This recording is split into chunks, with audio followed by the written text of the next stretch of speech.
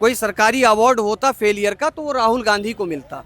राहुल, हाँ, फेलियर का मतलब वही मैंने हार का बताया ना कि हार का जो सबसे बड़ा अवार्ड होता है वो राहुल गांधी के चेहरे पे ताजपोशी की जाती। मतलब कपिल शर्मा का शो देखने से अच्छा है आज के समय पे राहुल गांधी का भाषण देख लो, उससे ज्यादा मनोरंजन मिलेगा। आज उस महिला को राजनीतिक का मोहरा बनाया गया जो भी इस दुनिया में नहीं है, जिसने राजनीति से कभी दूर दूर तक वास्ता नहीं रहा। अगर नरेंद्र मोदी जी की मां का बात किया जाए तो कभी पार्षदी का भी चुनाव नहीं लड़ा। ये बिहारियों के ऊपर कलंक लगा है। वहां पे कोई बाहर का टुच्चा सा नेता आता है और वो कुछ भी बोल के चला जाता है, और बिहारी जो वहां पे बैठ के तालियां बजा रहे थे उनको सर्व से डूब मरना चाहिए। बिहार की जनता को लालू से सवाल पूछना चाहिए कि 10,000 करोड़ की प्रॉपर्टी कहाँ से आ गई तुम्हारे पास? तुम तो एक वेटनरी डॉक्टर थे। राहुल गांधी के पास कौन सी ऐसी फैक्ट्री है कि जो उनकी माता जी विश्व की चौथी सबसे अमीर महिला में आती? क्या है उनके पास? इन लोगों ने देश को लूटा है, बार बार लूटा है। 55 से जिसने शास्त्र ज्ञान प्राप्त न किया हो, बकवास झाड़ने की आदत न जाएगी। और कितनों हुई भोग आप कुत्तों को लगाइए, किंतु जूठन को चाटने की आदत न जाएगी। जिस तरीके से बिहार के मंच से आरजेडी कांग्रेस द्वारा प्रधानमंत्री जी को गाली दी गई, उनके माता जी को भी गाली दी गई, किस तरीके की राजनीति है ये? देखो, ये राजनीति का स्तर गिरता हुआ यहाँ दिखाई दे रहा है, क्योंकि जिस तरह से पहले शुचिता की राजनीति की बात की जाती थी, सभ्यता की बात की जाती थी, संस्कृति की बात की जाती थी, आज उस महिला को राजनीतिक का मोहरा बनाया गया जो भी इस दुनिया में नहीं है, जिसने राजनीति से कभी दूर दूर तक वास्ता नहीं रहा। अगर नरेंद्र मोदी जी की मां का बात किया जाए तो कभी पार्षदी का भी चुनाव नहीं लड़ा। और उस महिला को, वो देवी तुल्य महिला जिसने शेर जैसे एक पुत्र को जन्म दिया, जो आज जिसकी चर्चा सिर्फ भारत में नहीं, जो बाहर के देश हैं वहाँ पे भी चर्चा होती है नरेंद्र मोदी, उनको गालियाँ दी गई। ये बिहार के अंदर, मैं सबसे बड़ी बात ये कहता हूँ कि बिहार का ये दुर्भाग्य है। बिहार ज्ञान की धरती है, वैराग्य की धरती है, राजनीति की धरती है। बिहार के अंदर जिस तरह से ये दुष्प्रचार किया गया या दुस्साहस किया गया, ये बिहारियों के ऊपर कलंक लगा है। वहाँ पे कोई बाहर का टुच्चा सा नेता आता है और वो कुछ भी बोल के चला जाता है, और बिहारी जो वहाँ पे बैठ के तालियां बजा रहे थे उनको सर्व से डूब मरना चाहिए। क्योंकि देखिए, जब बात होती है कहीं भी किसी स्टेट की, तो सबसे पहले उस स्टेट को रिलेट किया जाता है। जब वहाँ पे कुछ इस तरह से अमर्यादित बातें होती हैं, अमर्यादित चर्चा होती है, तब कहीं ना कहीं उस प्रदेश का भी नाम खराब होता है। अभी तक बिहार का नाम क्यों खराब था? ये होता था कि बिहार के लोग यहाँ से जाते हैं, अन्य प्रदेशों में जगह जगह जाते हैं और वो मजदूरी दिहाड़ी यही करते हैं, ये एक सिंबल बन गया था। लेकिन उनको यह नहीं पता है कि इसी बिहार को IAS IPS की फैक्ट्री कही जाती थी। एक दौर था जब बिहार के इसी धरती से देश के विभिन्न राज्यों में उनकी न्यायिक प्रक्रिया को चलाने के लिए IAS IPS और जज ये बिहार से आते थे।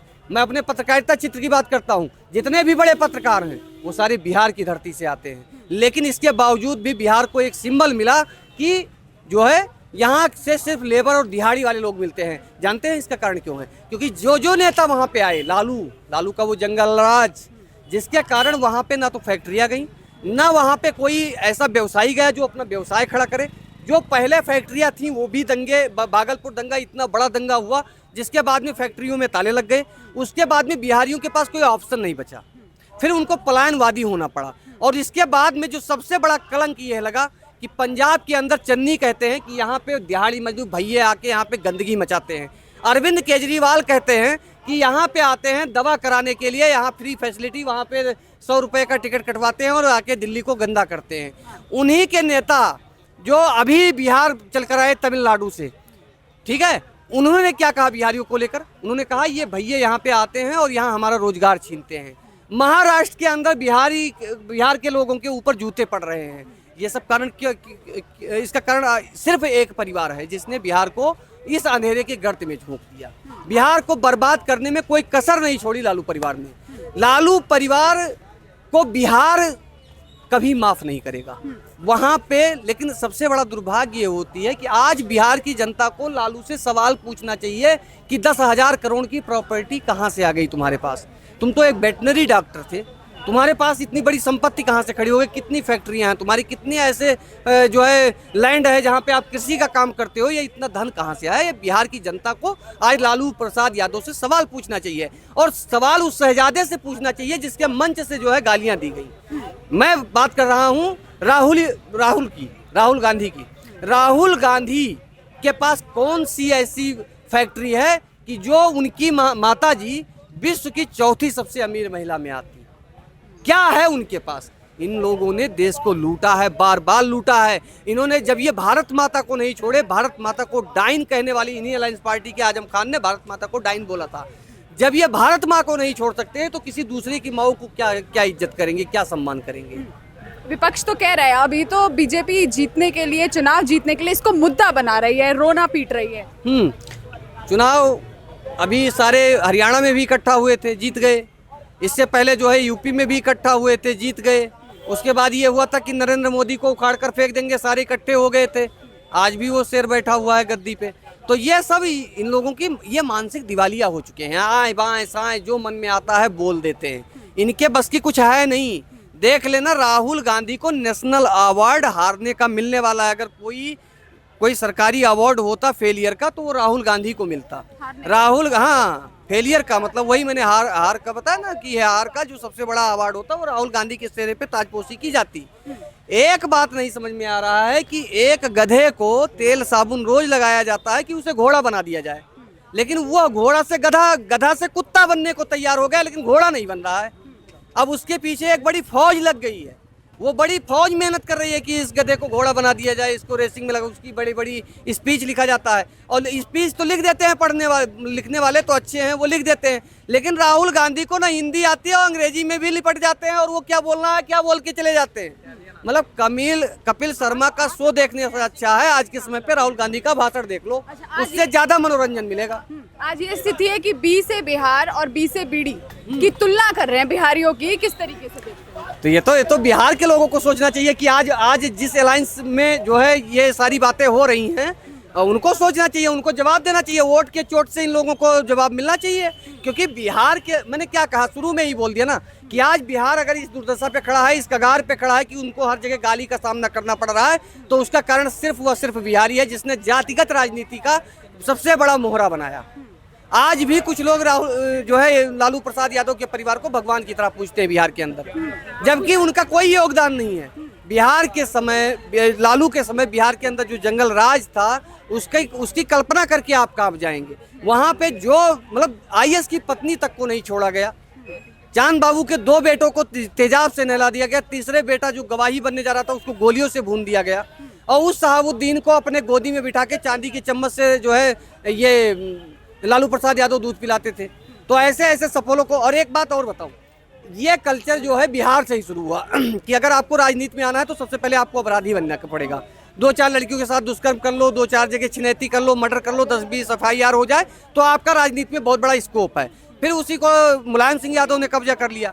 उसके बाद में उत्तर प्रदेश में एक जो है गैंगस्टर का पूरा गिरोह खड़ा कर दिया, अतीक अहमद, अशरफ। उसके बाद में तमाम ऐसे नाम आए जो डायरेक्ट और इनडायरेक्ट जो है इनसे जुड़े हुए थे। तो कहने का मतलब ये है कि ये लोग जो है अराजक तत्व जो लोग थे उनको इन्होंने सत्ता सौंप दी, और उनको एक नाम दे दिया नेता का, उनको सफेद पोशाक दे दी उनको। तो राजनीति को अपराधीकरण करने का काम लालू प्रसाद यादव और मुलायम सिंह यादव ने किया है। प्रशांत किशोर को भी अब काफी बड़ा फेस देख रहे हैं लोग, उनको सीएम बनाना चाहते हैं और देख भी रहे हैं उस रेस में। आप किस तरीके से देख रहे हैं? नहीं, मैं उनको सीरियस नहीं लेता हूँ।